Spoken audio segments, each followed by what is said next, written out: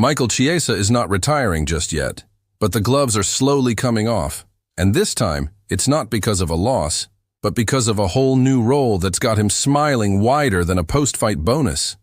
What's up, fight fans?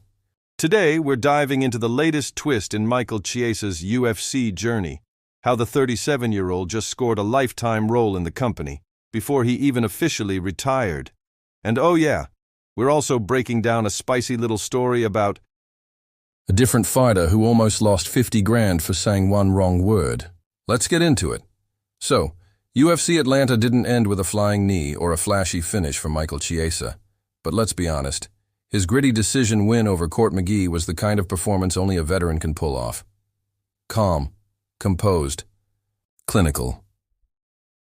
At the post-fight press conference, Chiesa didn't call out anyone. No trash talk, no call for a top 10. Instead, he talked about his August calendar. Yeah, that August calendar.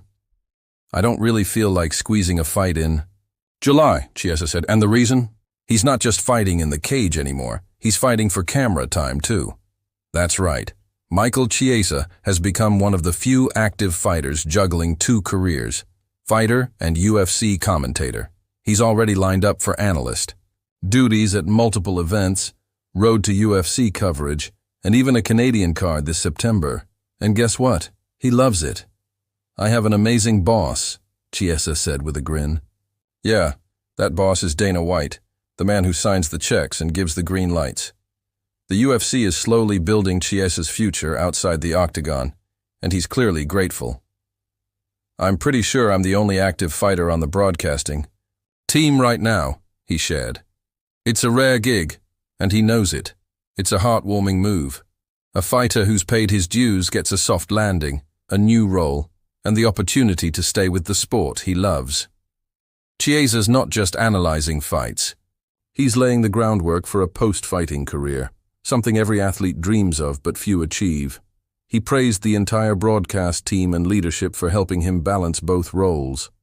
It's a sign that the UFC is slowly evolving, giving fighters more than just a check and a contract.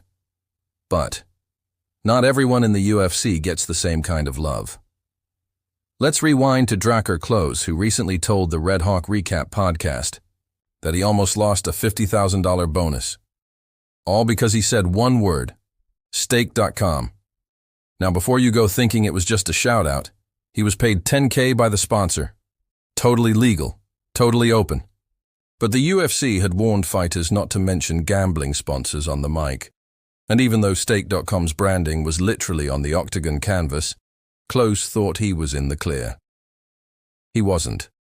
While someone like Chiesa gets freedom, respect, and a role behind the desk, others like Klose are walking a much tighter line. One mistake, one word, and boom, your check is on hold. The UFC can be generous, but it also keeps a tight grip on branding and policy. So fighters, take note. The mic can be as dangerous as the cage.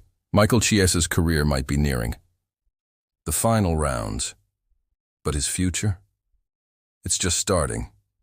From cage wars to commentary duties, the man known as Maverick is making his mark in and out of the octagon.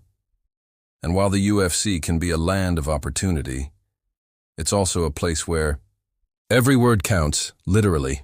What do you think? Should more fighters get post-career roles like Chiesa? Or should the UFC loosen up when it comes to what fighters can say? Drop your thoughts in the comments below. Don't forget to like and subscribe, and we'll see you next time with more fight talk, inside scoops, and behind-the-scenes heat.